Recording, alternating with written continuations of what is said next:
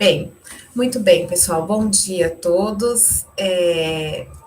Vamos para mais uma semana, né? Temos mais 3 tópicos.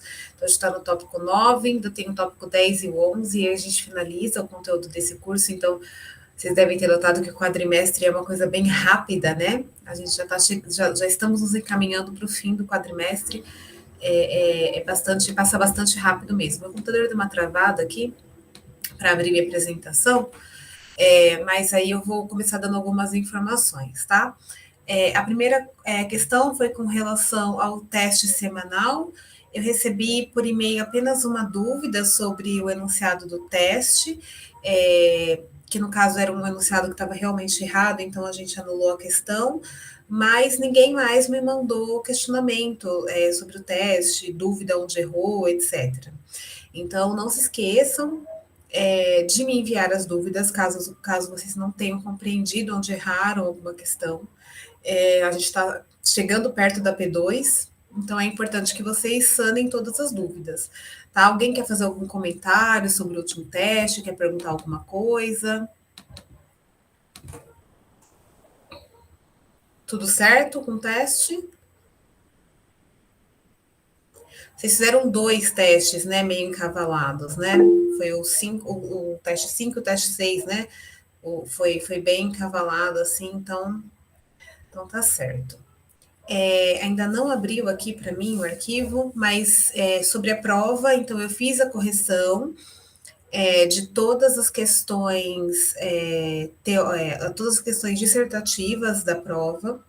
Dei um feedback geral para vocês, né? Mostrando onde erraram, se tá tudo certo, então não tem comentário.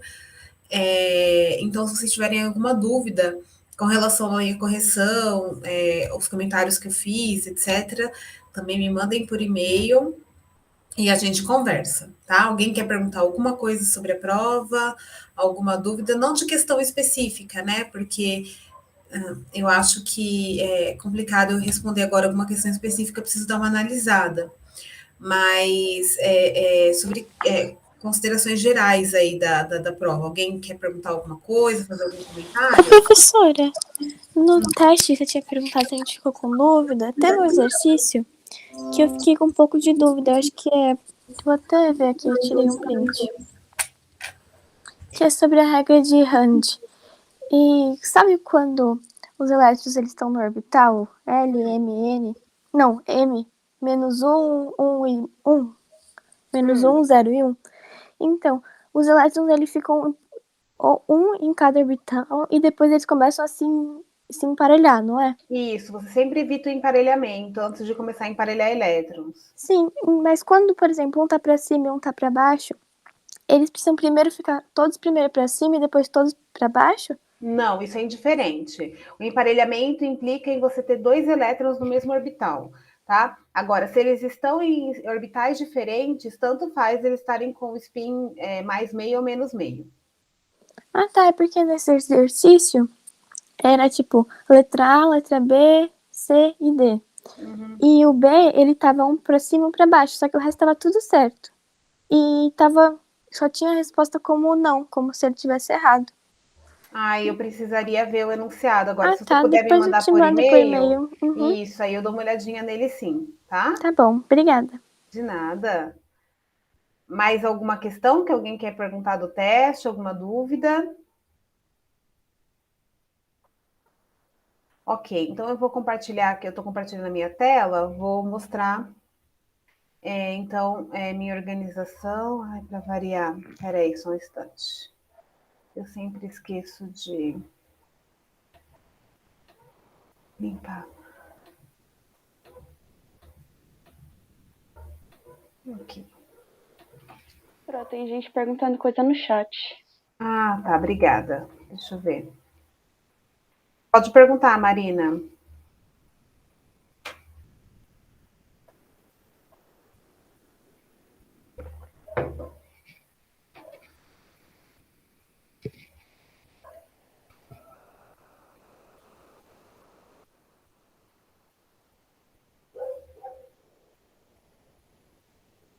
Depende do N, tá? O número de nós de uma partícula da caixa vai depender do N.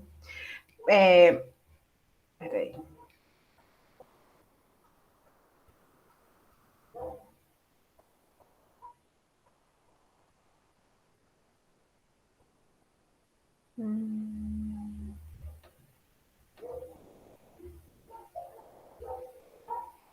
Eu não salvei aqui.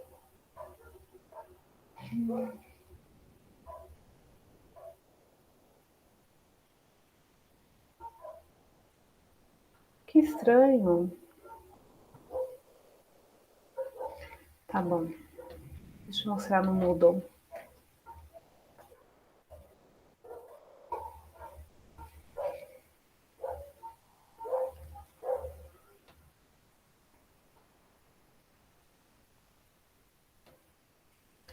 Apesar que eu acho que esse era o tópico 5, né? É por isso que não tem aqui. Porque eu tava no tópico 6 e não dei aula de vocês, né? É verdade. Deixa eu ver se aqui tem. Não, não ajudou muito.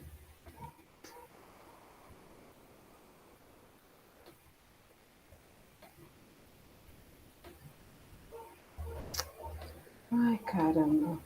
É a aula 7, não a 6.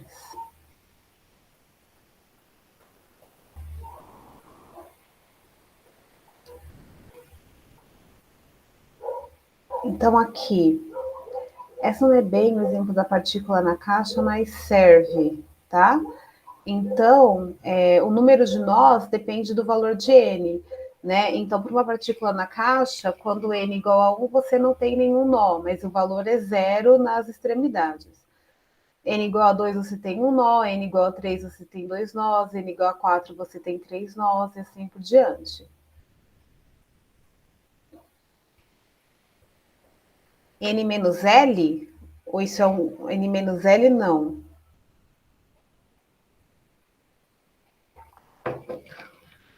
Porque se N igual a 1, L igual a 0, aí dá 1. N igual a 1, L pode ser 0 ou 1. N igual a 2, L pode ser... Não é N menos L, não. Tá? Isso foi alguma pergunta? Olha, aparentemente uma partícula na caixa, sim, tá? Mas depende da... Então, para a função de onda, sim, mas quando pego a densidade, você já verifica que não, né? Só dentro da caixa. Beleza.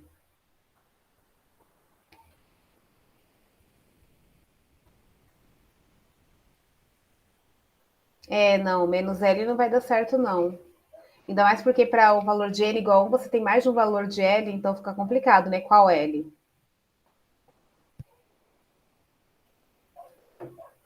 Tudo bem?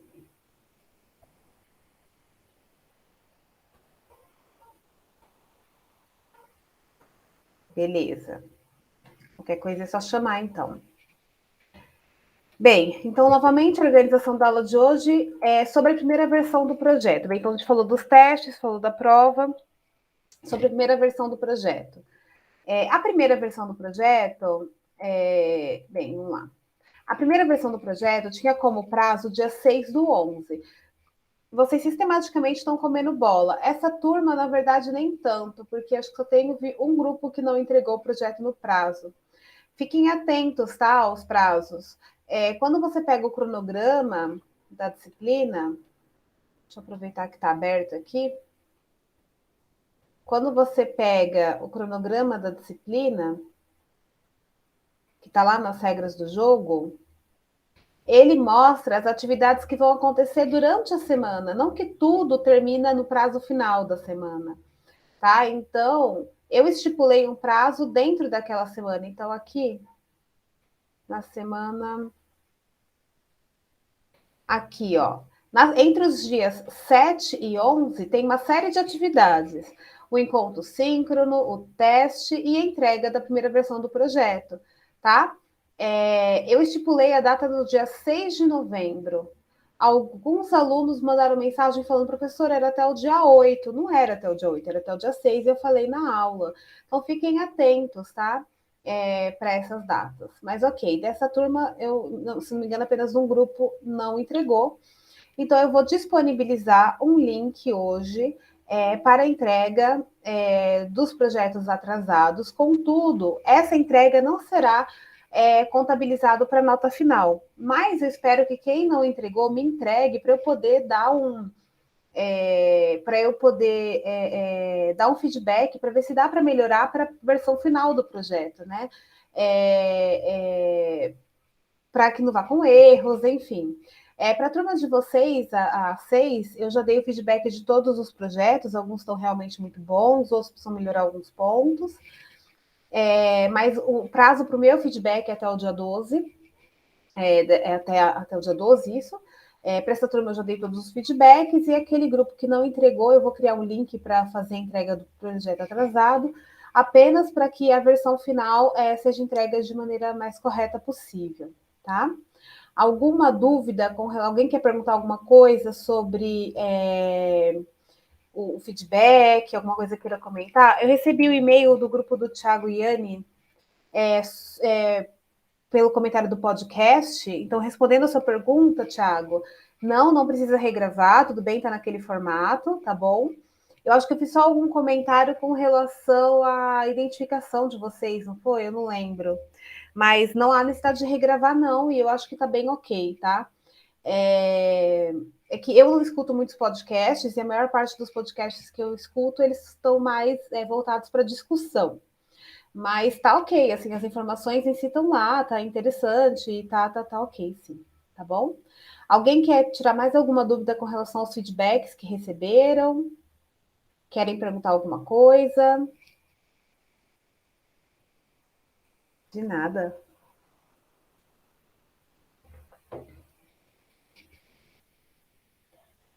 Nada? Tudo bem? Vou em frente, então. Agora, a próxima entrega de vocês é a versão final do projeto, tá? Lembrem-se, o prazo é dia 26/11. Então, faça as correções que eu sugeri. Se eu não fiz nenhuma sugestão de correção, se eu julgo que tá bom, aí vocês decidem se querem melhorar alguma coisa para a versão final ou entregar a mesma versão do rascunho, tá? Aproveitem esse tempo para melhorar e conseguirem uma boa nota. Novamente, eu vou disponibilizar um novo link para a entrega dos projetos. E aí eu vou reforçar a informação que eu dei da última vez.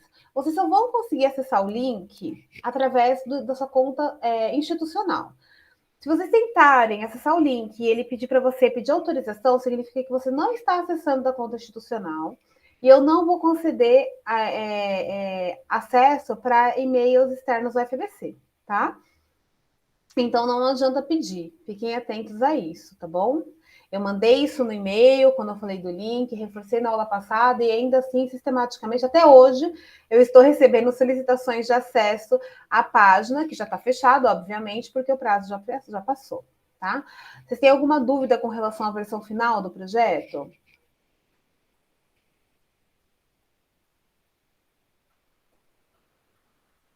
Ok? Tá certo, então. Bem, agora eu vou falar, então, especificamente do tópico 9. Alguém quer tirar alguma dúvida não relacionada ao tópico 9?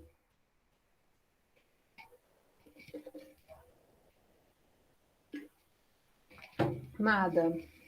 Tá certo. Então, vamos dar uma olhadinha em alguns aspectos aí, algumas dúvidas que foram levantadas a respeito do tópico 9.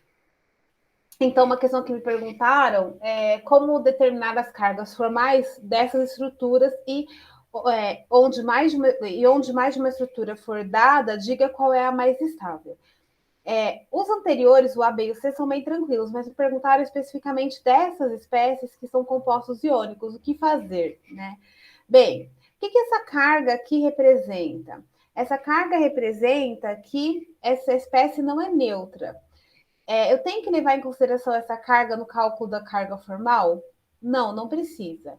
Mas a somatória das cargas formais, elas têm que ser iguais à carga da molécula, da espécie. Então, se eu estou falando aqui de espécies neutras, a somatória das cargas formais tem que ser zero. E se eu estou falando de espécies carregadas, o somatório das cargas formais tem que ser igual à carga da espécie. Então, vamos começar fazendo esse cara aqui, tá?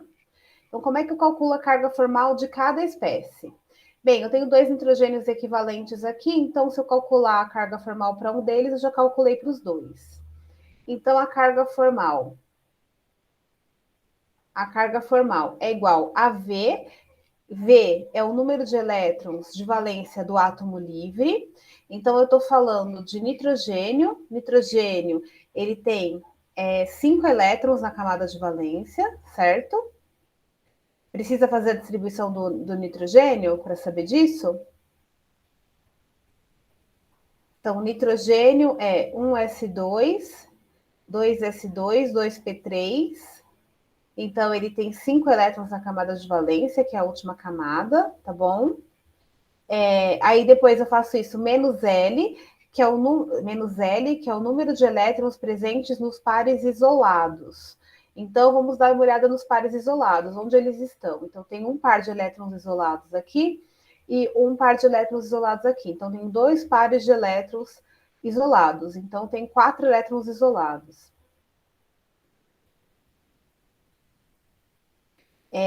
Menos a metade de P, que é o número de elétrons compartilhados. Então, eu tenho aqui 2 elétrons compartilhados. Cada ligação química corresponde a um elétron de cada elemento. Então, ele tem 4, né? 4 elétrons compartilhados, porque cada ligação química corresponde a um par de elétrons, certo? Então, eu tenho 2 pares compartilhados. Então, isso daqui vai ser igual a 5 menos 4, 1, menos, então vai ficar 1 menos 2, certo? 4 dividido por 2, isso aqui vai ficar uma carga formal de menos 1. Então, a carga dessa espécie aqui é menos 1 e dessa espécie aqui é menos 1. Agora, esse aqui é para o nitrogênio. Vamos calcular a carga formal do carbono. Número de elétrons é o V, número de elétrons de valência do átomo livre. Então, o carbono, ele tem configuração 1s2, 2s2, 2p2. Então, ele tem 4 elétrons de valência. Então, 4 no átomo livre. Menos o número o L, que é o número de elétrons presentes como nos pares isolados. Em cima aqui do carbono não tem nenhum par de elétron isolado, então aqui é 0. E em cima, e aqui ele está compartilhando 1, 2, 3, 4 elétrons aqui, 1, 2, 3, 4 elétrons aqui. Então, ele está compartilhando 8 elétrons. Então, meio vezes 8. Então, esse daqui vai dar 4 menos 4, né? 8 dividido por 2, 4. Então, vai dar 0. Então, a carga formal aqui é 0. A gente pode conferir se a gente acertou, se o somatório das cargas formais for igual à carga do íon. Então, menos 1 mais 0 menos 1 dá menos 2. Então, tá ok. Então, vamos agora calcular a carga formal da segunda espécie. Dessa espécie aqui, tá? Então, agora eu tenho 2 nitrogênios diferentes. Então, eu vou chamar esse cara de nitrogênio 1 e esse cara de nitrogênio 2. Então, vamos calcular a carga formal do nitrogênio 1. Número de elétrons, o V, que é o número de elétrons de valência do átomo livre, não muda, é 5. O número de elétrons presentes em pares isolados, para esse cara aqui, eu só tenho 2 elétrons isolados. E o número de elétrons compartilhados. Então, aqui eu tenho 3 ligações químicas. Cada ligação química corresponde a um par de elétrons compartilhados. Então, eu tenho 6. Meio vezes 6. Então, aqui eu tenho 3, né? 5 menos 2 dá 3.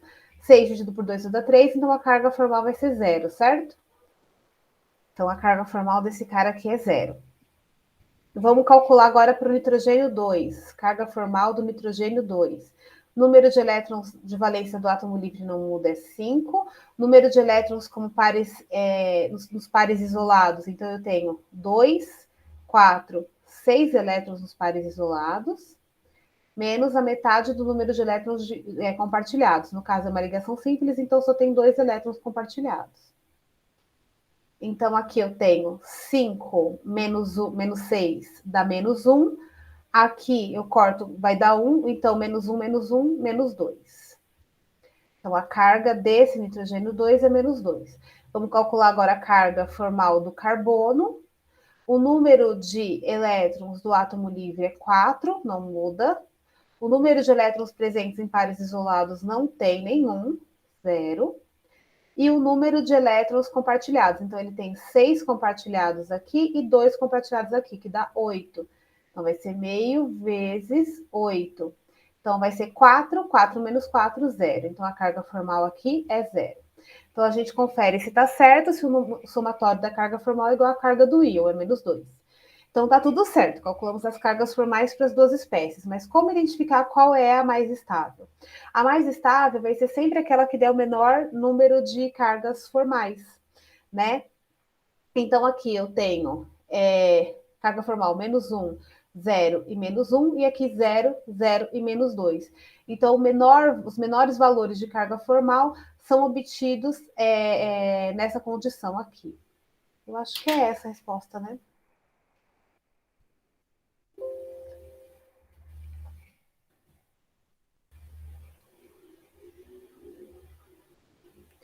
Peraí que travou tudo aqui.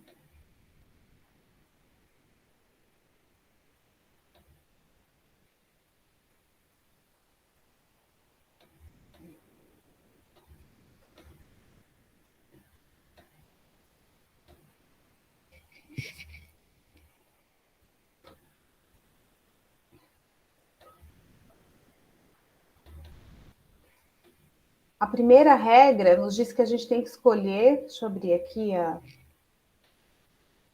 aula. O computador não está colaborando hoje.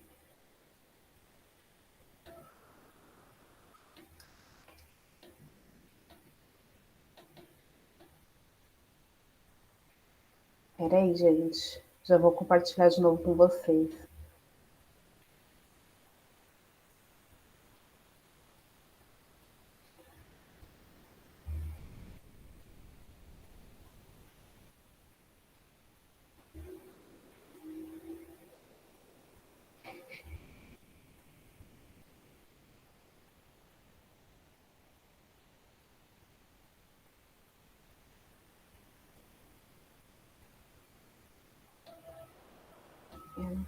Não tá indo mesmo. Tá bom.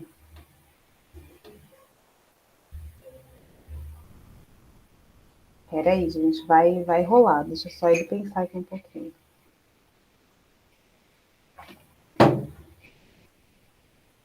Ok, voltou. Mas é isso. A gente sempre escolhe aquele que tem os menores números de carga formal, que nesse caso vai ser esse aqui. Menos 1, 0 e menos 1, tá? E aí a mesma coisa vocês vão fazer para essa espécie, né? Então aqui você tem 4 oxigênios equivalentes, aqui vocês têm 3 oxigênios equivalentes e 1 oxigênio diferente, né? Então vamos ver para esse aqui. Então vamos fazer a carga formal desse tipo de oxigênio aqui. Vou chamar esse de oxigênio 1. Notem que todos esses caras são exatamente iguais, né? São oxigênios do tipo 1 aqui. Então, vou calcular. Carga formal do oxigênio do tipo 1. Número de elétrons da camada de valência.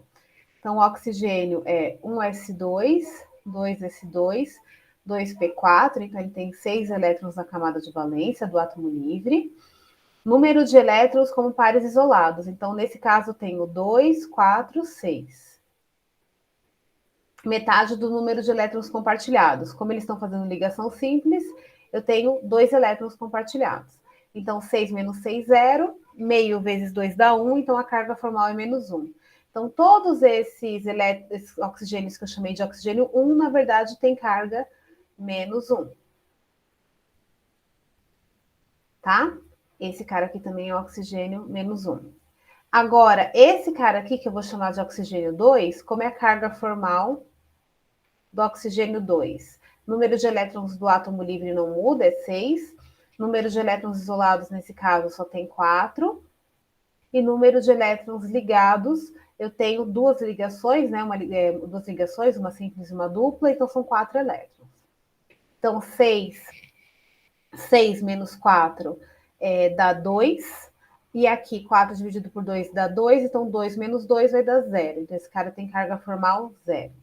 E aí, eu preciso calcular a carga formal do astato. E aí, eu vou ter que encontrar lá o número de elétrons na camada de valência. Então, vou pesquisar aqui, em vez de fazer toda a distribuição eletrônica.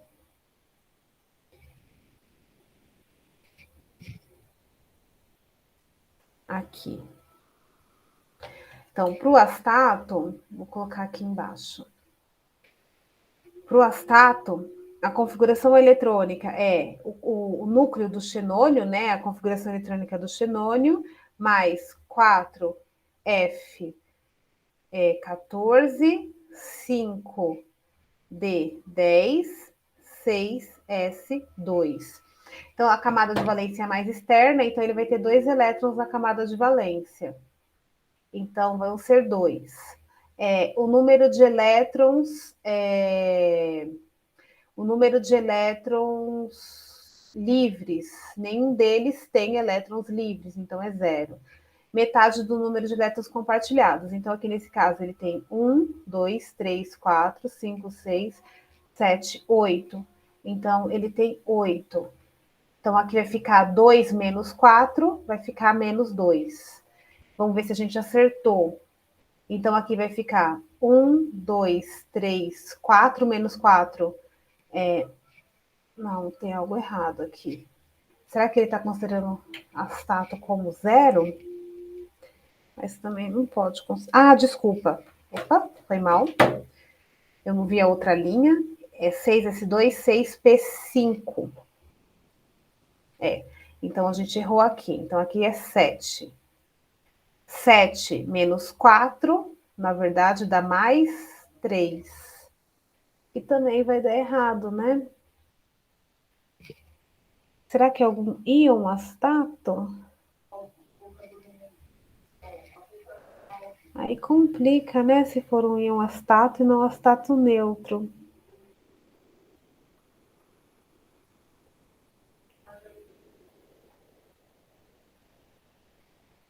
Isso daí deveria ter sido dado para vocês. Isso daqui deve ser astato 2+. Se ele for astato 2+, ele perde esses 2 elétrons. E aí aqui passa a ser 5. Vamos ver se dá certo. Então, 5 menos 4 vai dar mais 1. Aí dá certo. Só que essa informação teria que ser dada para vocês, né? Porque se esse for mais 1, então fica menos 4 mais 1 dá menos 3, tá certo. Vamos ver o outro se dá certo também. Eu vou chamar esse cara de astato 1 e esse cara de astato 2. Então, essa é a carga formal do astato 1. Carga formal do astato 2 vai ser 5 menos nenhum elétron livre, 0, menos metade do número de elétrons compartilhados. Então, ele tem 1, 2, 3, 4, 5, 6, 7, 8, 9, 10. 10. Então, vai ficar a carga formal 5 menos 5. Esse vai ter carga formal 0. Vamos ver se deu certo, porque aqui é 0, 1, 2, 3, tá certo. Então, para fazer essa questão, vocês têm que considerar que o astato aqui, ele está na forma de astato 2+. Só que eu acho que esse tipo de informação deveria ter sido dado no enunciado, porque vocês não sabem ainda calcular o estado de oxidação, né? Tem só uma pincelada na aula sobre inox, mas não é satisfatório. Então, acho que essa informação deveria ter sido dada para vocês. Mas quando vocês forem fazer o exercício, levem em consideração o astato 2+. Eu vou dar uma olhada no teste para esse tipo de coisa não acontecer. Mas vocês conseguiram entender como é que calcula a carga formal? Professora, e qual é o mais estável deles? O mais ou estável, dois? eu esqueci. Vamos analisar. Então, no 1, você tem os NOx, todos menos 1 ou mais 1. E no 2, você tem os NOx menos 1, 2 e 0. A gente sempre vai para a configuração que tem os menores números. Então, aquele que tem os menores números é esse, que são todos 1. Aqui eu tenho 2, então seria o da esquerda. Ô, mas esse astato aí do meio não é 0, não? Tipo, é que você chamou ele de 2, eu acho. Sim, mas aqui... Ah, é verdade. Eu achei que esse aqui estava 2, então vamos recapitular. Deixa eu colocar em outra cor, porque é verdade, eu confundi. Então, vou colocar tudo em roxos NOx mesmo. Então, esse daqui é -1, esse é -1, esse é -1, esse é 0 e esse é 0. Então, de fato, esse é o mais estável porque tem os menores números. Aqui são todos -1 ou +1. Eu tinha confundido, eu tinha visto um 2 aqui, achei que esse era 2. Tá? Então, esse tem os mesmos menores valores de carga formal, então esse daqui é o mais estável. Ô, Pro, aí eu não tinha entendido direito. No primeiro você fez a mesma coisa, por ser tipo o -2 maior que o -1, aí ele é menos estável. Exatamente. Tá, beleza. Tá bom? Tudo bem? Posso ir para o próximo? Alguém quer perguntar mais alguma coisa sobre carga formal?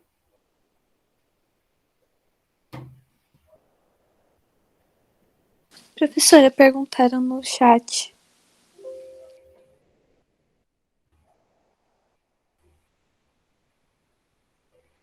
O astato faz 5 ligações? Como o astato faz 5 ligações? Tem Você chegou a ver os vídeos da aula, Luiz Henrique? Lá ele explica por que alguns elementos eles fogem à regra do octeto, né? O que acontece? Vamos dar uma olhadinha na configuração eletrônica do astato. O astato ele tem a configuração eletrônica no finalzinho ali, 6S2, 6P5. Acontece que quando eu tenho, vamos ver os números quânticos. Quando n igual a 6, que é o número quântico principal, L pode ser 0, 1, 2, 3, 4 e 5. Quando L igual a 1, quando L igual a 0, para L0 eu tenho ML igual a 0. Para L1, eu tenho ML podendo ser -1, 0 e mais 1, que seria, esse aqui é o orbital S, esse é o orbital P. Aí, quando L igual a 2, ML pode ser -2, -1, 0, 1 e 2, que são os orbitais D. Quando L igual a 3, ML pode ser -3, -2, -1, 0, 1, 2, 3, que é o orbital F. E a gente pode parar por aí. O que significa que no nível 6 eu tenho os orbitais possíveis S, P, D e F. No caso do astato, somente os orbitais S e P estão preenchidos por elétrons. Eu posso dizer que o orbital 6D está vazio e que o orbital 6F está vazio. O que significa que ele tem bastante orbital para fazer mais ligações. Ele pode fazer mais ligações ainda do que isso. Ok? Agora, a natureza dessa ligação é um pouquinho diferente do que vocês vão ver nesse curso. Então, se vocês forem fazer química, lá no final do curso, vocês vão ver uma disciplina chamada Química de Coordenação, e aí vocês vão entender como metais, como o astato, usam esses orbitais D e F vazios para fazer mais ligações químicas. Né? Você tem compostos metálicos com metais grandes, como o astato, né? Espécies grandes como astato não é metal. Mas com espécie grande como astato, a gente conhece espécies aí até que fazem 12 ligações, tá? Mas tem que ser um centro bem grande. Tá bom? Beleza. Posso continuar? Ok. Aqui, outra pergunta. Um instante.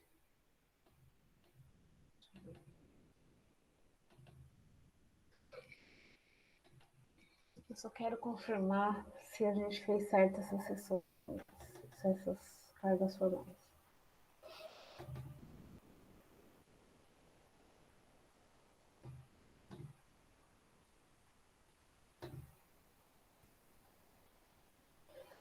Ai, o computador hoje está exigindo muito da minha paciência, gente. Só um minutinho.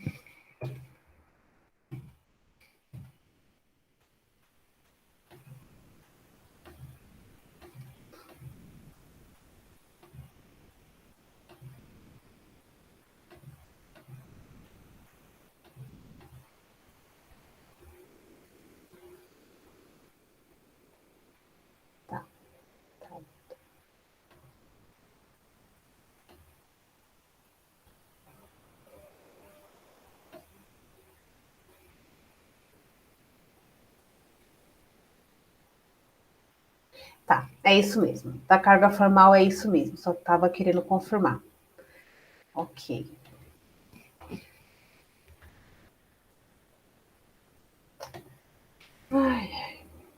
Tá bom.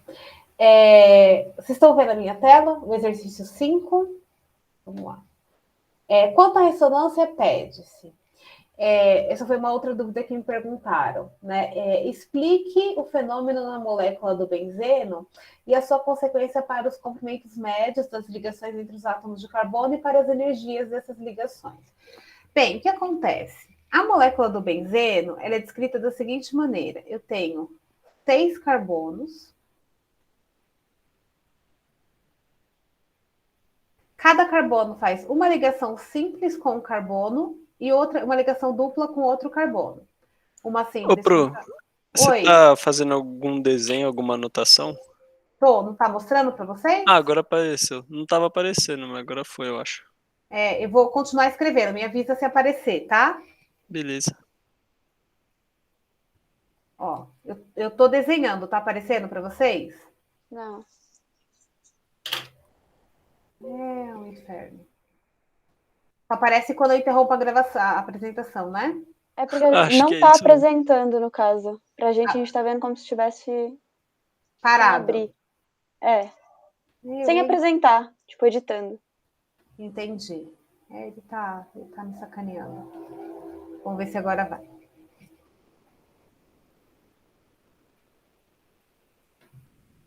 Vamos lá. Bem, aí. Cada carbono desse também está conectado a um hidrogênio. Apareceu agora o riscando? Apareceu. Tá ligado a um hidrogênio.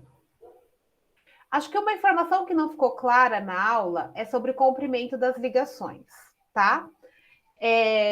Uma ligação simples,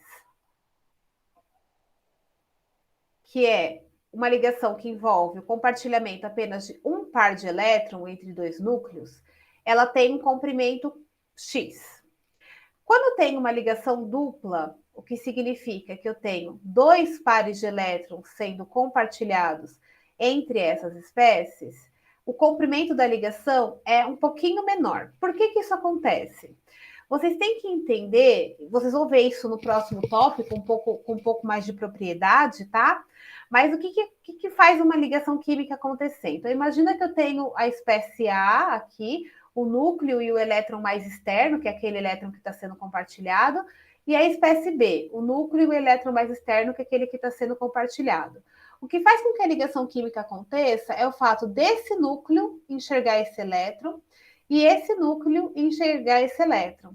Então, o núcleo da espécie, em vez de chamar A e A, eu vou chamar de A e B. Então, o que vai acontecer? É que o núcleo da espécie A vai puxar o elétron da espécie B e o núcleo da espécie B vai puxar o elétron da espécie A. Então, eles vão se aproximar como se... Imagina que cada um segura a ponta de uma corda, tá? O átomo A vai puxar a corda do átomo B e o átomo B vai puxar a corda do átomo A e aí eles vão se aproximar. Quando eu tenho uma ligação dupla, e aí eu estou fazendo uma coisa bastante grosseira mesmo, tá? Realmente vocês vão entender um pouquinho melhor isso no próximo tópico. Mas é só uma representação grosseira para vocês tentarem entender por que a ligação diminui de tamanho. Quando eu tenho uma ligação dupla, é como se agora o átomo A ele puxasse 2 elétrons do B e o átomo B puxasse 2 elétrons do A. Então, agora, em vez de cada um estar puxando a ponta de uma corda, eles estão puxando a ponta de 2 cordas. Então, eles se aproximam. E essa aproximação ela é ainda mais intensa quando eu tenho uma ligação tripla. Tá? Então, se eu tenho o A fazendo uma ligação tripla com o B, a ligação ainda é mais curta. Então, se eu fizer um gráfico aqui de tamanho de ligação,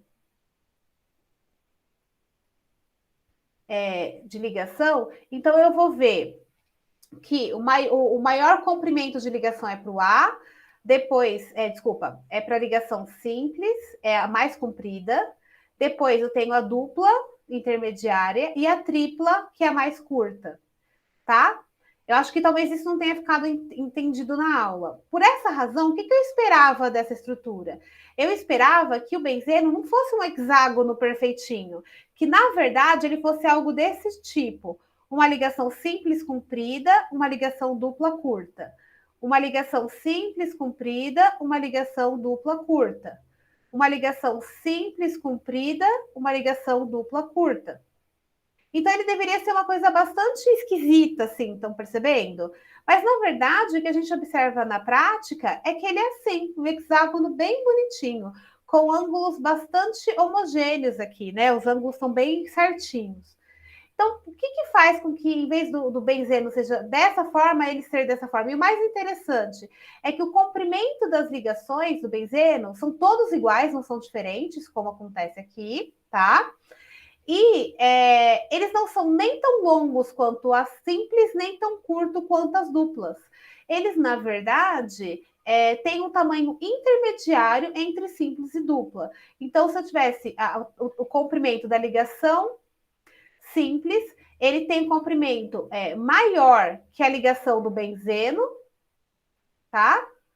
Que tem um comprimento maior do que a ligação dupla. Então, ele está no meio, entre essas duas, tá? E qual é a explicação? No momento oportuno, vocês vão entender o que acontece de verdade, mas a gente está evoluindo na história da estrutura atômica. Então, nesse momento da história, a explicação que se deu para esse fato é que existe, na verdade, o chamado estrutura de ressonância. Então, vou pegar outra página aqui, porque está uma bagunça grande demais.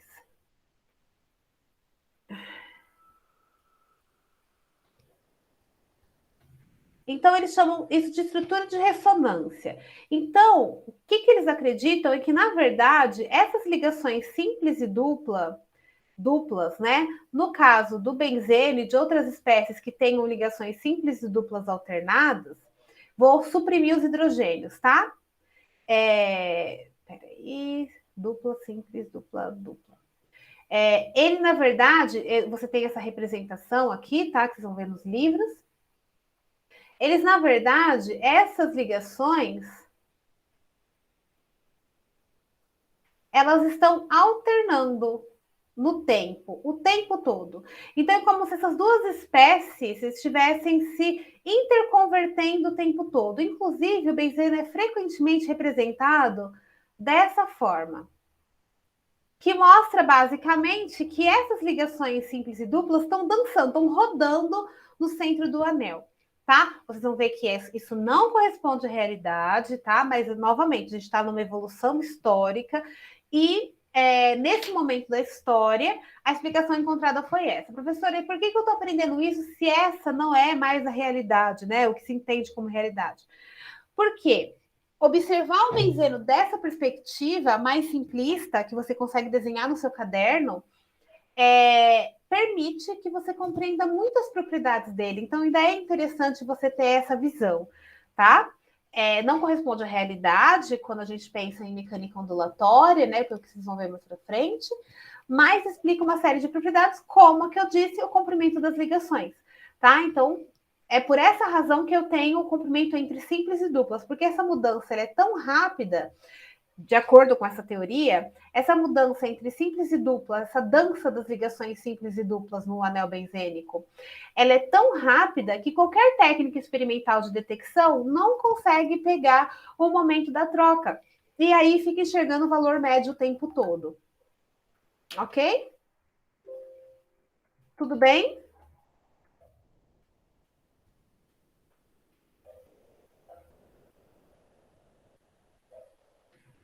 Ok, então, a pergunta era: explique o fenômeno de ressonância para o benzeno e suas consequências nos comprimentos médios. Eu acho que a gente explicou, né?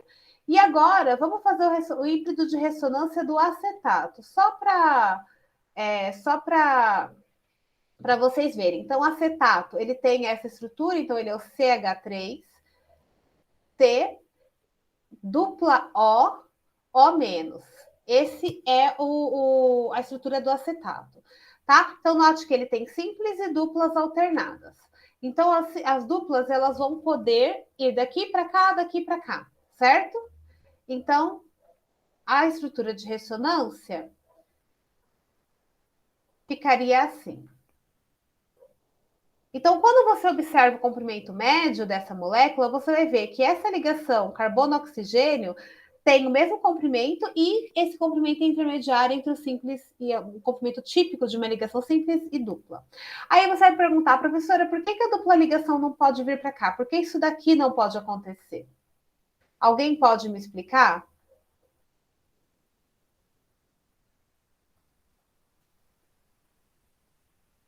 Ô, Pro, mas nesse caso aí não teria H3 ali do lado, né? Por quê? Porque se tivesse dessa forma, quantas ligações esse carbono está fazendo? Aí ele tá fazendo 5, né? Então, não pode. É por isso que essa estrutura de ressonância não existe. Agora, quando você pega essas estruturas, você vê que elas existem. Por quê? Esse carbono está fazendo 4 ligações, esse carbono está fazendo 4 ligações, esse está fazendo 2, esse está fazendo uma ligação, mas ele tem um outro par de elétrons e ele completa o octeto. Tá? Se a gente fizer a estrutura de Lewis para esses caras, vocês vão ver que todos eles completam o octeto. Então, vamos dar uma olhadinha, ó. Eu vou abrir a estrutura do acetato para vocês perceberem que nas duas situações todo mundo está com o octeto completo. Então, aqui eu tenho.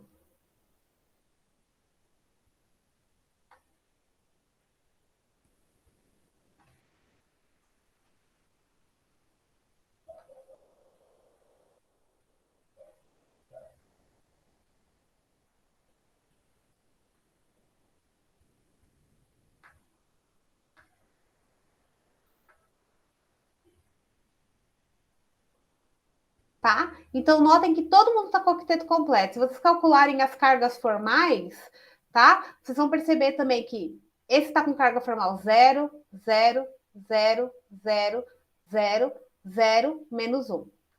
Esse tem carga formal 0, 0, 0, 0, 0, menos 1, 0. Tá? Então, as duas estruturas são estáveis, as duas estruturas são possíveis, o octeto está completo em todas as situações e a somatória das cargas formais me dá a carga do íon, tá? Então, é por isso que elas são estruturas de ressonância. E aquela outra que eu mostrei, com carbono fazendo 5 ligações, é impossível, tá bom? Esse é um exercício que vocês podem fazer, calcular a carga formal aí de cada elemento dessa espécie para confirmar o que eu acabei de dizer, tá bom? Ok? Posso para o próximo ou alguém quer perguntar mais alguma coisa? Ô, Pro, tipo, eu entendi o que você falou mas a explicação seria justamente porque, como é que eu posso falar? O tamanho da ligação, ela não é exatamente igual a uma ligação simples e a dupla, ela é tipo intermediária, que nem você disse. Seria essa a explicação? O fato da ligação ter um comprimento intermediário é resultado da ressonância. Essa é a causa-consequência. Então, experimentalmente, você vai observar que a ligação, tanto do benzeno, tanto as ligações do benzeno quanto essas ligações aqui, elas são menores do que uma ligação dupla e menores do que uma ligação simples e maiores do que uma ligação dupla. Elas vão ser intermediárias porque existe a ressonância. Entendeu? Beleza, Pro. Obrigado. Nada. Posso para o próximo? Alguém tem alguma dúvida? Tem alguém perguntando alguma coisa no chat? Não? Tá legal. Vamos ver mais dúvidas aqui. O cloro pode existir nos estados de oxidação positivo ou negativo. Qual é o máximo número de oxidação positiva e negativa que o cloro pode ter? Apresente a configuração eletrônica de cada um desses estados e justifique. Então, essa foi uma outra pergunta que eu recebi. Como justificar essa questão, né? Então, a primeira coisa ele já te dá como dica. Apresente a configuração eletrônica. Então, vamos dar uma olhada na configuração eletrônica do cloro. O cloro, ele tem a configuração eletrônica. 1s2, aí vocês podem pesquisar a tabela periódica. 2p6, 3s2, 3p5, tá? Essa é a configuração eletrônica do cloro. Muito bem. Então, para eu observar o estado de oxidação de um elemento, ele está relacionado com o número de elétrons que ele pode perder ou ele pode ganhar. E esses efeitos de perda ou ganho de elétrons sempre acontecem na camada de valência. Então, eu tenho que olhar para cá. Tá bom? Muito bem. Nesse contexto, quantos elétrons o cloro pode receber? Então, o cloro ele pode receber mais um elétron. E se ele receber mais um elétron, ele fica com a configuração. Vou suprimir essa parte, tá? Então, ele fica com a configuração 3s2, 3p6. Então, essa é a configuração eletrônica do cloreto, cloro menos 1. Então, esse é o número de oxidação mais positivo que ele pode ter, tá bom? Desculpa, mais negativo que ele pode ter. E positivo? Bem, estou falando da camada de valência. O valor mais positivo seria equivalente a ele perder todos esses elétrons. Então, ele ficaria com a configuração, ele perderia aí 7 elétrons e se tornaria o íon cloro 7+, com a configuração eletrônica 1s2, 2s2, 2p6. Tá? É isso. Ah, professor, isso acontece? Nossa, muito difícil, tá? Perder tanto elétron assim. Mas, teoricamente, é possível.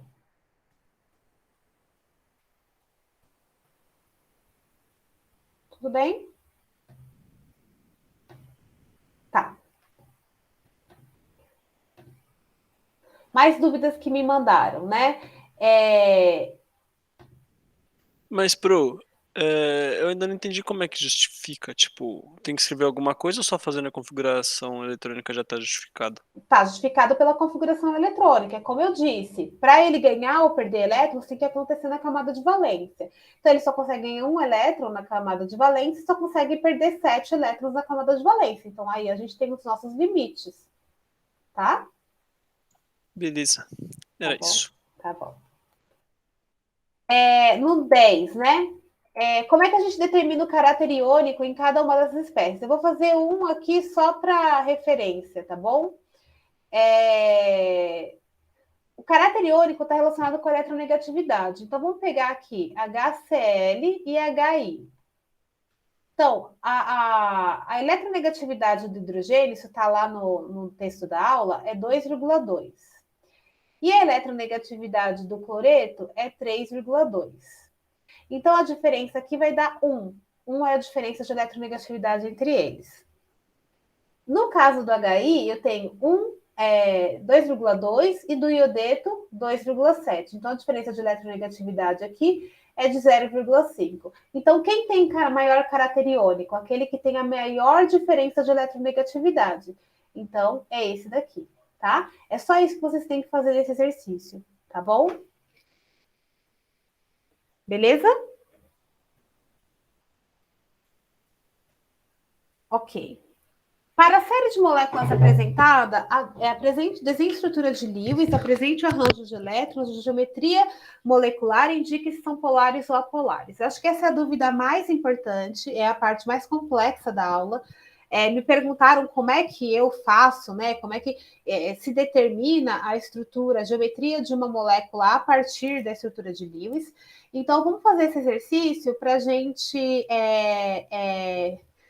tentar entender um pouquinho melhor o que acontece, tá bom? Bem, como é que eu começo? Eu não vou começar desse daqui, porque esse é o mais complexo, por assim dizer, na minha opinião. Vamos pegar esse daqui que é mais facinho, tá bom? Para a gente começar devagar e depois a gente aumenta a complexidade.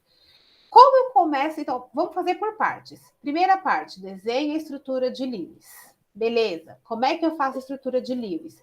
Passo 1, encontro o número de elétrons da camada de valência de cada elemento que forma a molécula. Então, eu tenho hidrogênio, o hidrogênio tem 1 elétron na camada de valência.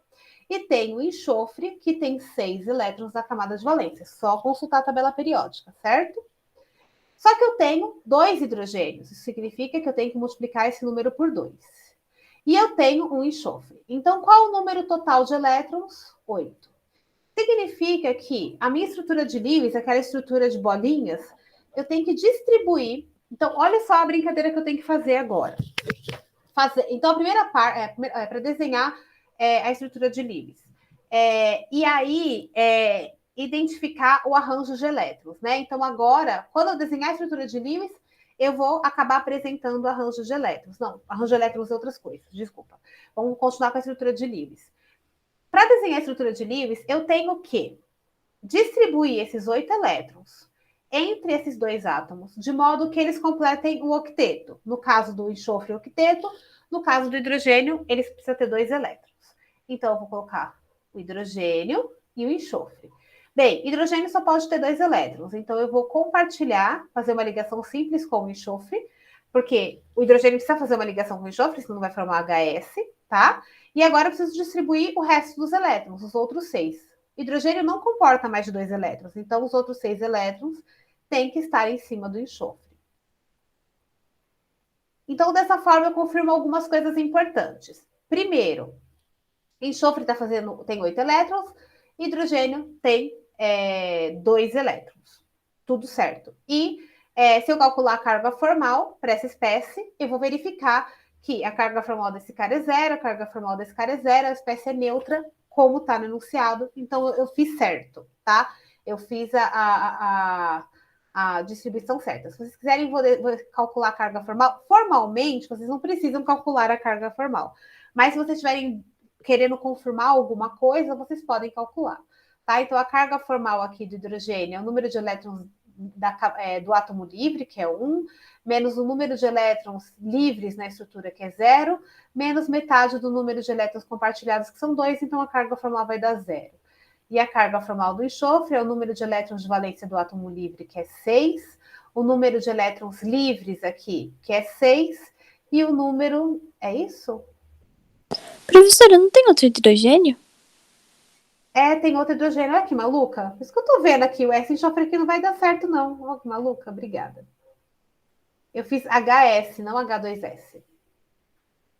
Aqui, aqui e hidrogênio. Então, vamos lá. Permanecemos com os mesmos 8 elétrons. 1, 2, 3, 4, 5, 6, 7, 8. Cada hidrogênio está com 2 elétrons. O enxofre está com 8. E agora sim a carga formal vai dar certo. Aqui. Então, agora o número de elétrons livres é 4. O número de elétrons compartilhados é 4. Então, 6 menos 4 dá 2. 2 menos 2 dá 0. Tá? Então, o átomo é neutro. Valeu. Então, isso daqui é a estrutura de Lewis, certo? Segunda parte, apresente o arranjo de elétrons. Muito bem. Então, o que vocês têm que pensar? Eu tenho 2 tipos de elétrons aqui. Eu tenho elétrons compartilhados e eu tenho elétrons livres. Esses conjuntos de elétrons que estão em cima do átomo central, eles querem estar o mais distante possível um do outro, tá? É por causa da repulsão eletrônica mesmo. Então, se eu quiser manter essas 4 bolotinhas que eu desenhei o mais distante possível no espaço, que geometria vocês conseguem imaginar para isso? Para eu manter? Pense no espaço tridimensional, tá? Qual seria a geometria ótima para manter esses caras mais distante possível uns dos outros no espaço? A linear, professora? Linear? Como eu colocaria essas 4? Quem ficaria na linha? Linear é isso aqui, certo? Onde estariam as 4 bolotinhas aqui nessa estrutura linear? Não seria angular? Angular, isso aqui. Onde estariam as 4 bolotinhas? Tipo, 2 nas ligações químicas e 2 em cima. Uma bolotinha aqui, uma bolotinha aqui, uma bolotinha aqui. Tentem arranjar essas 4 bolotinhas. Só consegui arranjar 3. Aqui eu só conseguiria arranjar 2. Eu preciso arranjar 4 bolotinhas no espaço. Pensem nos elétrons. É a tetraédrica, Pro? É a tetraédrica. Se eu desenhar um tetraedro, acho que essa é a dificuldade de vocês. Esse pintadinho aqui representa para frente do plano e esse tracejado para trás do plano, tá?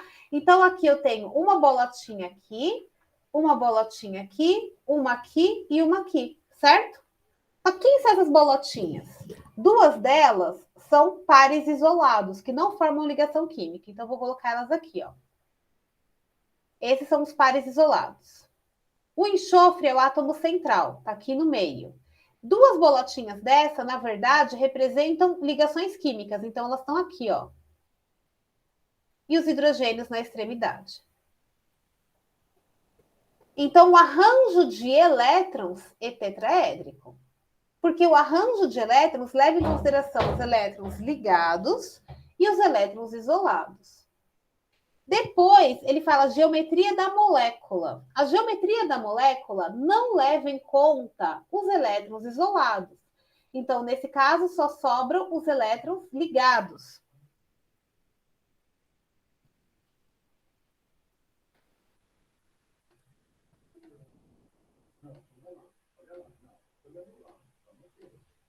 Só leva em conta os elétrons ligados. Então, só sobram essas ligações, certo? E aí que você tem a geometria angular. Tá? Então, o arranjo de elétrons, ele é tetraédrico, porque leva em consideração os pares isolados. O arranjo molecular leva em consideração só os elétrons ligados. E aí, o que sobra quando eu omito os elétrons livres aqui, não compartilhados, é um arranjo angular. Ficou claro, pessoal? Acho que essa é a maior dificuldade de vocês aí nesse tipo de exercício. Ô, Pro, a minha única dúvida, tipo assim, ali na hora que você foi fazer a estrutura, você fez tudo com bolinha, mas não tem problema colocar um traço de ligação simples entre o H e o S, por exemplo? Não, não. Só você manter em mente que esse traço representa um par de elétrons. Beleza, é isso. Tá? E a última parte indica se são polares ou apolares. Bem, se eu tenho átomos diferentes, necessariamente eles têm eletronegatividades diferentes. O que significa que, então eu posso observar naquela tabelinha que o enxofre é um pouquinho mais eletronegativo do que o hidrogênio. Isso significa que os elétrons dessa ligação estão sendo puxados para o enxofre. Vocês pensam nisso como se fosse assim. Imagina que nós vamos comprar uma bicicleta. E essa bicicleta custa R$100. Eu dou R$50, você dá R$50, tá? Então, a bicicleta é a ligação química e o dinheiro são os elétrons. Então, nós dois compartilhamos, nós contribuímos igualmente para a compra da bicicleta. Mas eu fico com a bicicleta na minha casa. Isso seria uma ligação, uma ligação polar. Embora o hidrogênio e o enxofre tenham contribuído igualmente para formar a ligação química, ou seja, dado a mesma quantidade de dinheiro para comprar a bicicleta não fica distribuída igualmente entre os dois. O hidrogênio pode usar a bicicleta, mas a bicicleta fica guardada na casa do enxofre. Seria algo desse tipo, tá? Então, os elétrons da ligação passam mais tempo aqui do que aqui. Isso faz com que a ligação seja polar, tá? Ou seja, tem mais densidade eletrônica em cima do enxofre do que dos hidrogênios. Então, no caso, essa molécula aqui, ela é polar. Ok? Professora, isso se dá porque o enxofre é mais eletronegativo. Exatamente. Toda vez que você tiver uma ligação química envolvendo átomos diferentes, você vai ter uma polaridade na ligação, tá? Se a molécula, no final das contas, vai ser polar, depende dos vetores. Nesse caso, como a molécula é angular, tá? Como se trata de uma molécula angular, quando eu somar os vetores aqui, a resultante ela vai ser diferente de zero. A resultante desses vetores que representam a diferença, né, de eletronegatividade vai estar apontando nessa direção, tá? Então, ela vai ser polar. Eu vou fazer mais um aqui para a gente dar mais uma olhadinha. Peraí.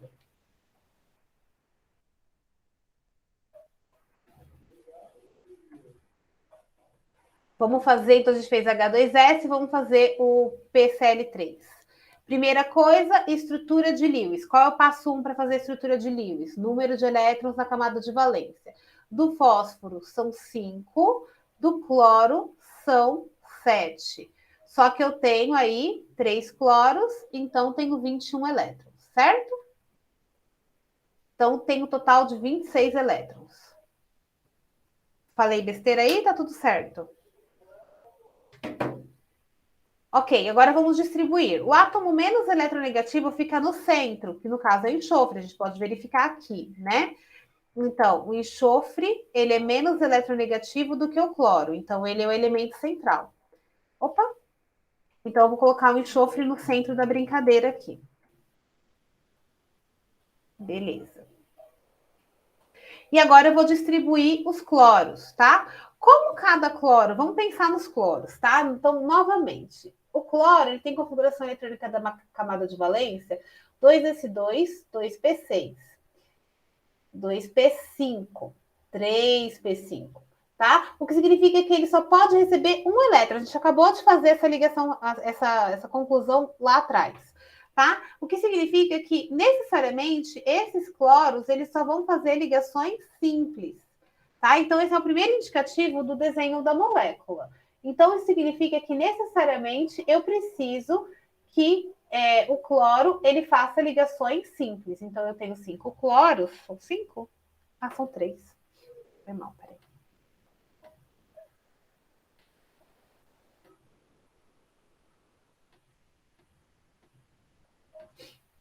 Então, eu preciso que os cloros façam ligações simples. Cloro, cloro e cloro. E eles precisam completar o octeto. Então, cada cloro precisa ter 8 elétrons. Como cada ligação contém um par de elétrons, então cada cloro de partida já tem 2, certo? Então, precisa agora de mais 6.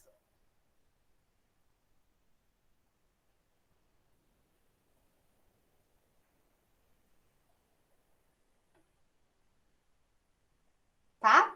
Então, cada cloro aqui tem 8 elétrons, certo? Se eu fizer 8 vezes 3, dá quanto? 24. Mas eu tenho que colocar 26 elétrons. Onde estão esses 2 elétrons extras? Em cima do fósforo, tá?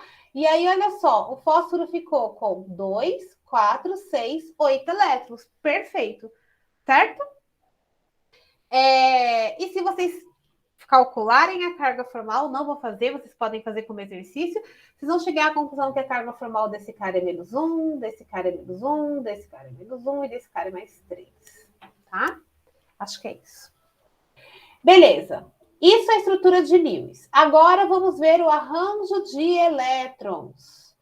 Quantos elétrons eu tenho que arranjar? Eu tenho que arranjar um par de elétrons isolado e 3 pares de elétrons ligados, ou seja, 4 pares de elétrons. Ah, esqueci de falar uma coisa importante no exercício anterior. A gente arranjou os elétrons dessa forma para minimizar a repulsão que existe entre os elétrons, esses 2 pares de elétrons livres e esses 2 pares de elétrons ligados. Se eu tivesse um tetraedro perfeito, esse ângulo formado seria de 109 graus Celsius e 7 minutos, ou 4 minutos. Acho que é 4 minutos, tá? Só que vocês vão notar que esse ângulo aqui formado é um pouquinho menor do que isso. Por quê? Porque a repulsão provocada por elétrons livres é maior do que a repulsão provocada por elétrons ligados. Então, esse par de elétrons livres dá uma entortada na molécula. Então, esse ângulo aqui formado, no final das contas, vai ser menor do que 109 graus. Beleza, voltando para nossa brincadeira.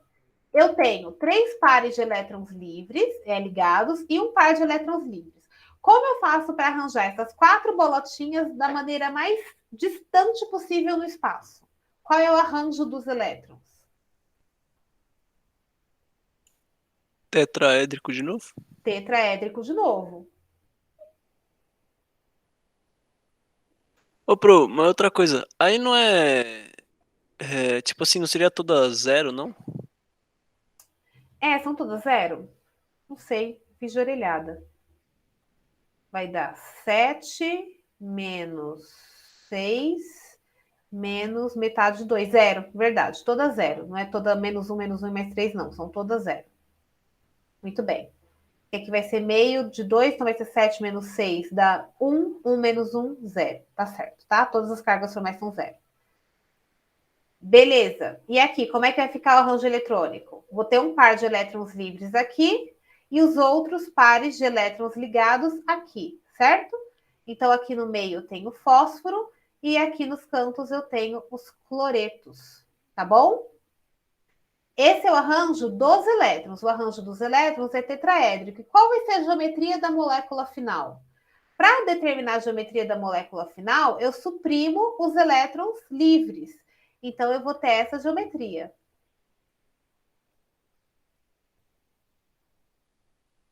Que é uma pirâmide trigonal, tá? Isso daqui é uma pirâmide, gente. Usem a imaginação. É tipo isso aqui. Eu não sei desenhar mesmo. Ficou pior do que se não tivesse feito a pirâmide, né? Tá? Mas isso é uma pirâmide, porque é a base de um tetraedro, né? Sem esse vértice de cima. Sem essa aresta de cima.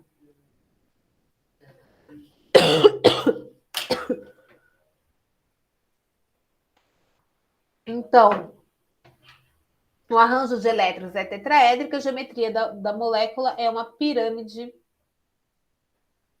trigonal.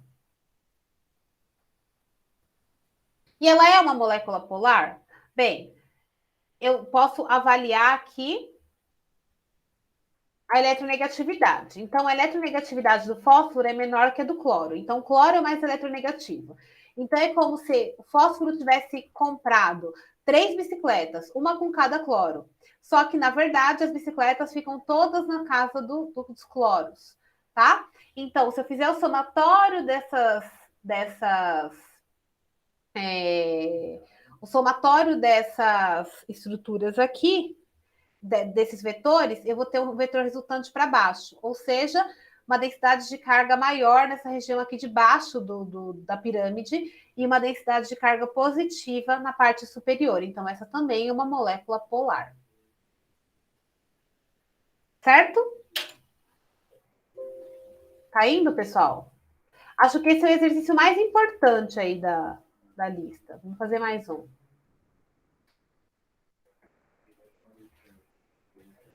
Vamos lá. O próximo aí é o SF4, né? Então, a primeira coisa, a estrutura de Lewis. Então, vamos achar o número de elétrons da camada de valência.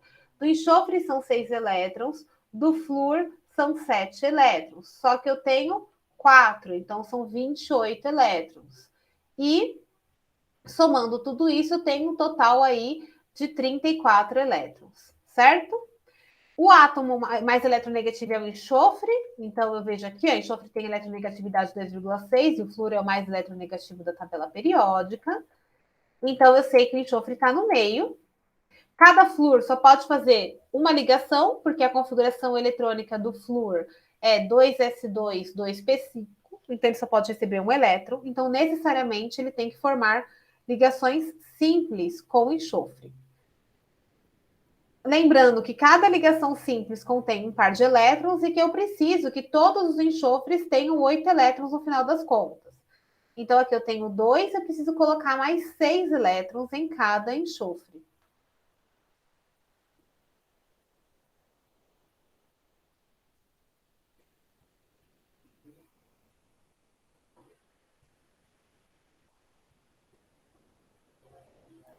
Oito vezes 4 dá 32. Está faltando 2 elétrons que vai ficar aqui em cima do enxofre. Nesse caso, notem que o enxofre ele excedeu 8 elétrons, né? Ele tinha 2, 4, 6, 8, ele ficou com 10 elétrons no total. O enxofre ele pode fazer isso porque ele pode exceder o octeto por ter camadas níveis D vazios, tá? Então, ok, beleza? Tá feito a estrutura de Lewis. Como é que fica o arranjo de elétrons? Quantos elétrons eu tenho que arranjar? 4 bolotinhas, 5 bolotinhas. Como eu coloco essas 5 bolotinhas o mais distante possível no espaço?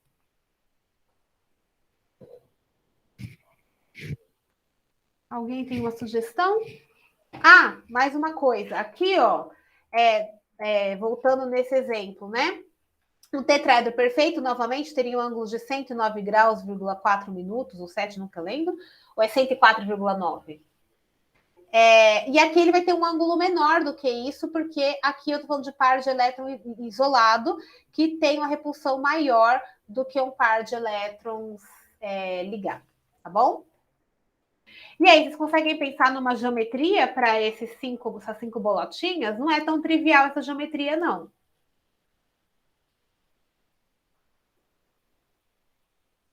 Não? Deixa eu só dar uma olhada numa coisa aqui. Se tem os desenhos das geometrias. Aqui meu desenho. Ó, essa daqui não tem. Essa é a geometria da pirâmide trigonal que eu acabei de desenhar, tá? É uma piramidezinha trigonal aqui. Agora, a geometria, deixa eu ver se ela tem aqui. É essa daqui, ó. 5 bolotinhas, ó. 1, 2, 3, 4, 5, tá vendo? Essa é a geometria para você manter 5 cargas afastadas no espaço. Eu vou copiar ela aqui porque eu sou ruim demais de desenhar, sabe? Então, se for tentar desenhar, vai ficar um negócio muito esquisito e vocês nunca vão conseguir entender. Então, vamos lá. Então, a estrutura, a geometria adequada para afastar esses 4 elétrons aí no espaço, deixa eu dar uma melhoradinha nessa imagem, seria essa bipirâmide trigonal. Essa bipirâmide trigonal ela tem algumas particularidades interessantes. Então, note que o ângulo formado não é igual para todas as ligações. Aqui, ó, é um ângulo reto de 90 graus, tá? E aqui, na base do triângulo, um ângulo de 120 graus, tá bom? Então, agora, levando isso em consideração, a gente tem que ter muito cuidado com relação a quem a gente vai colocar em cada posição. Se a gente vai colocar uma ligação química ou um par de elétrons isolado. Por quê? Lembre-se que o par de elétrons isolado causa mais repulsão do que um par de elétrons ligados. Então, vamos supor que eu colocasse o par de elétrons isolados aqui, isolado aqui, e os 4 pares de elétrons ligados aqui embaixo. O ângulo formado entre esse par de elétrons isolado e esses pares de elétrons ligados seria de 90 graus. Agora, vou copiar.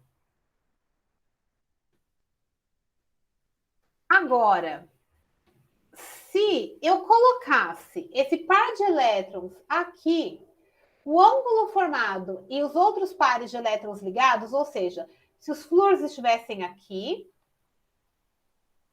tá? A repulsão provocada pelo elétron isolado e o flúor estaria acontecendo, entre esses 3 flúors aqui, estaria acontecendo no ângulo de 90 graus. Agora, se eu coloco o par de elétrons ligado aqui, no plano, né, da pirâmide, no meio da pirâmide, e os flúors aqui, o ângulo formado entre, primeiro, aqui esse par de elétrons isolado, ele estaria interagindo com os elétrons de 3 ligações químicas que estão a 90 graus dele. E se eu coloco ele aqui, esse par de elétrons, ele vai estar interagindo com 2 flúors, tá? Num ângulo também de 90 graus. Então, qual que vocês acreditam que vai ser a escolha desse par de elétrons para eu manter a mínima repulsão possível? Colocar ele aqui em cima ou aqui na lateral? Qual das 2 opções? 1 ou 2? A 2. A 2. Todo mundo enxerga que a 2 vai gerar a mínima repulsão possível? Então, notem que não basta arranjar eles, tem que arranjar eles da maneira adequada, tá? No caso anterior, quando a gente tinha o tetraedro, todas as posições eram equivalentes. No caso da bipirâmide trigonal, as posições não são mais equivalentes para esse caso específico, tá bom?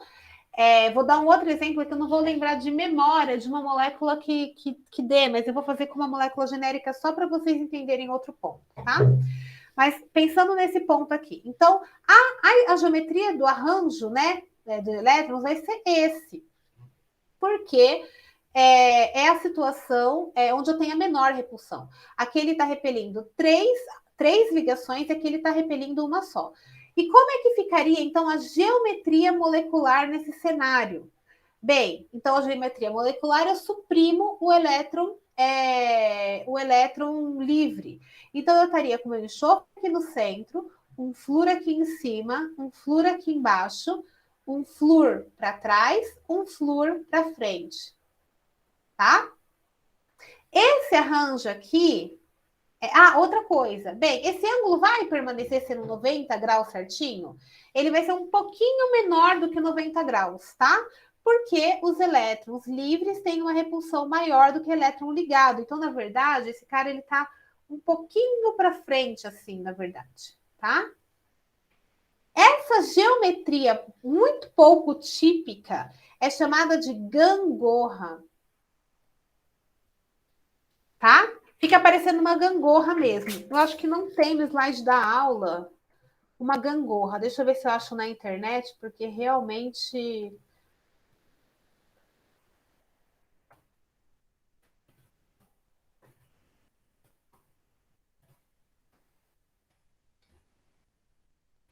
É isso aqui. Mas isso aqui não tá uma gangorra bonitinho, porque esse ângulo tá muito retinho para ser uma gangorra.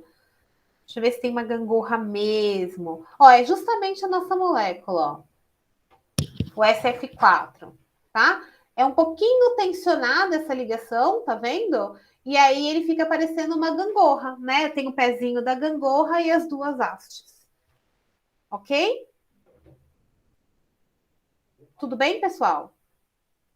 Aí eu quero dar um... Oxi, peraí. Eu quero dar um... O que eu tô fazendo aqui mais? Eu quero dar um outro exemplo que não está no exercício, mas é que também vai em linha com essa história da gangorra, só para ilustrar um ponto interessante, tá? Eu não vou lembrar de memória e eu também não tomei o cuidado de pesquisar uma molécula que siga essa situação, mas elas existem. Vamos supor que eu tenho uma molécula genérica desse tipo. O átomo central é A, esse átomo central está ligado a 3 átomos B, e em cima do átomo central A eu tenho 2 pares de elétrons isolados, tá? Então, notem, quantos elétrons eu tenho que arranjar para determinar a geometria ou arranjo de elétrons? São 5 também, né? 1, 2, 3, 4, 5, certo? Muito bem. Então, 5 pares de elétrons sendo ligados ou isolados, a geometria adotada vai ser a bipirâmide trigonal. Mas agora a brincadeira é diferente. A gente tem que lembrar que numa bipirâmide trigonal, os elétrons, as posições não são equivalentes, tá? Então, aonde eu vou arranjar esses elétrons? Vamos colocar primeiro os elétrons livres. Vou colocar o elétron livre aqui, tá? E eu vou colocar o outro elétron livre aqui. Certo? Qual é a repulsão resultante? Cada par de elétrons livres vai repelir 3 ligações, certo? Qual é a outra opção, né? Então, aqui no centro seria o A, e aqui nas extremidades seria os Bs, tá? Qual seria a outra opção? Bem, eu poderia colocar eles aqui.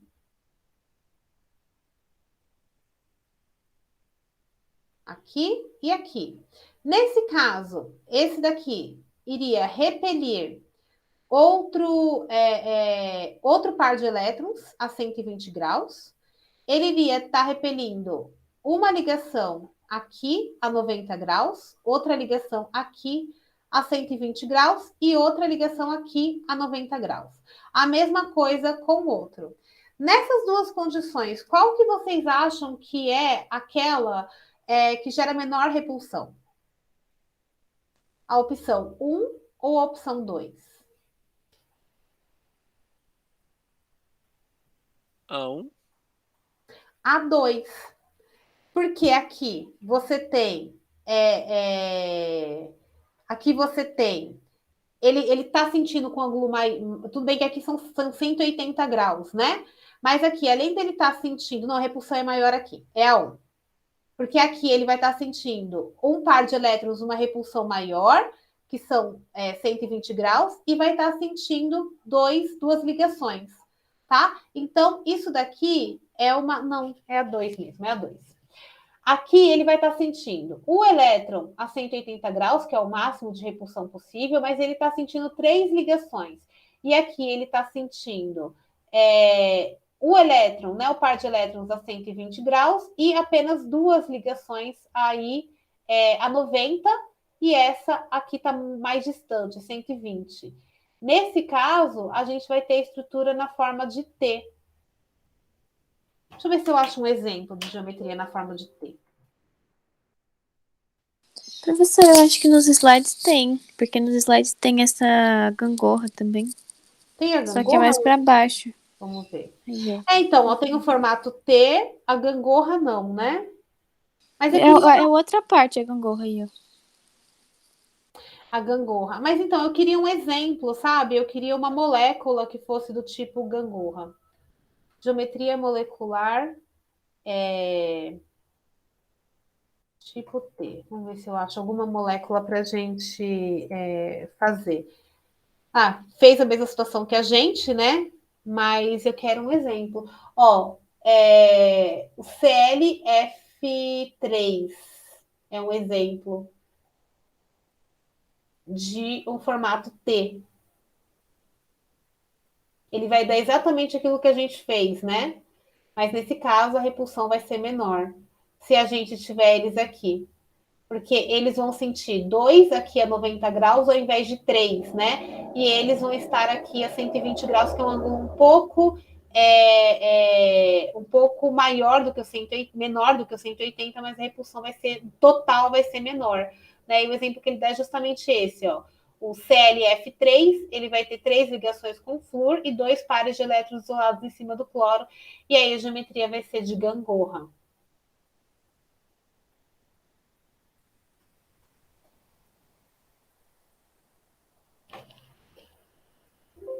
Vamos pegar agora o que eu acho que é o mais complexo, que é... Não é que é mais complexo, é que, enfim... Professora, e seria polar também, né? Ah, sim, na verdade, vai ser polar, porque eu vou ter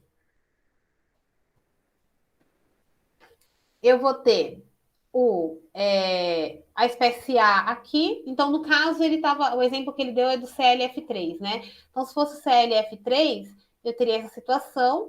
Então, o que aconteceria? O flúor estaria puxando os elétrons para si e esse para si. Então, como a intensidade seria igual aqui, o ângulo é reto, né? Não vai ser exatamente reto, porque eu tenho 2 pares aqui. Então, esse ângulo vai estar um pouquinho menor do que 90 graus aqui. Mas uma situação vai anular a outra. Então, nesse eixo aqui, a resultante vai ser igual a zero. Mas eu vou ter uma resultante para cá, diferente de zero, tá? Então, essa é uma molécula polar. Ok? E vamos dar uma olhadinha, então, nesse caso aqui, tá? CH2, Cl2. Aqui é um pouquinho mais complicado de desenhar a estrutura de níveis. Então, mas a brincadeira começa igual. Número de elétrons da camada de valência do átomo livre. Então, eu tenho um carbono, que tem 4 elétrons. Eu tenho 2 hidrogênios, sendo que cada um tem um elétron. Então, tenho 2 elétrons. E eu tenho 2 cloros, sendo que cada cloro tem 7 elétrons. Como tem 2, eu tenho 14 elétrons. Então, no total aqui, eu tenho 20 elétrons, certo? Muito bem. Então, agora eu tenho que distribuir esses 20 elétrons por essa molécula. Então, eu vou começar colocando... aqui eu vou ter que colocar como átomo central aquele que for o menos eletronegativo, né? Aí, vocês olhando aqui nessa tabelinha, vocês vão ver que o menos eletronegativo é o hidrogênio. Só que o hidrogênio só faz uma ligação, então ele não pode ser o átomo central, tá? Então, no caso, depois do hidrogênio, eu tenho o carbono. Então, o átomo central aqui vai ser o carbono. Tá? E aí, o carbono, ele vai estar fazendo com o hidrogênio necessariamente uma ligação simples, porque o hidrogênio só pode ter 2 elétrons. Hidrogênio. Com cloro também uma ligação simples, porque o cloro só pode receber um elétron. Tá? E os hidrogênios são completos, com 2 elétrons, e os cloros, cada um precisa de mais 6.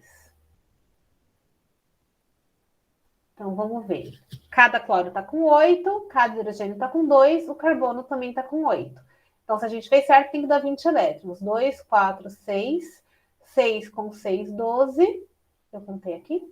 2, 4, 6, 6 com 6, 12, 12 com 8, 20. Então, tá certinho, tá? Aqui eu não tenho nenhum elétron livre, eu tenho 4 elétrons ligados, certo? Então, como é que eu distribuo esses elétrons no espaço? São 4 cargas, então, num arranjo tetraédrico. São todos equivalentes, é indiferente quem eu coloco em cada posição, tá? Então, esse daqui é tanto o arranjo de elétrons quanto a geometria, porque se eu for fazer geometria molecular, eu não tenho nenhum elétron livre aqui para afastar. A única diferença é a seguinte: os ângulos não são iguais. Apesar das posições serem equivalentes, eu tenho átomos diferentes, tá? Em cada posição. O cloro, por ser um átomo maior, mais pesadão, ele acaba fazendo com que esse ângulo seja menor e esse ângulo seja maior, tá? Então, é um tetraedro um pouquinho distorcido. E também vai ser polar, né? Porque os cloros são mais eletronegativos, eles vão puxar a ligação para ele, e aí eu vou ter uma resultante nessa direção aqui, diferente de zero, então a molécula também é polar. Ok?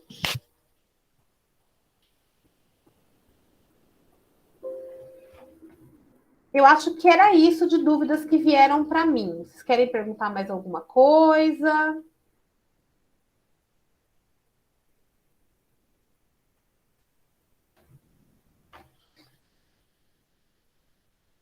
Ok, então tentem fazer a lista. Qualquer coisa, vocês me mandem mais dúvidas. Alguém tinha comentado que tinha dúvida no teste, né, dessa semana. Manda para mim, tá bom? Por e-mail. Sim, posso mandar por... por e-mail mesmo, então tá. Isso. Obrigada, professora. Daí eu já vejo direitinho a pergunta e já te respondo, tá? Eu vou interromper então a gravação, se vocês não têm mais dúvidas. Não tem mais dúvidas? Não. Não? Então vou interromper a gravação e assim que ela estiver disponível, eu coloco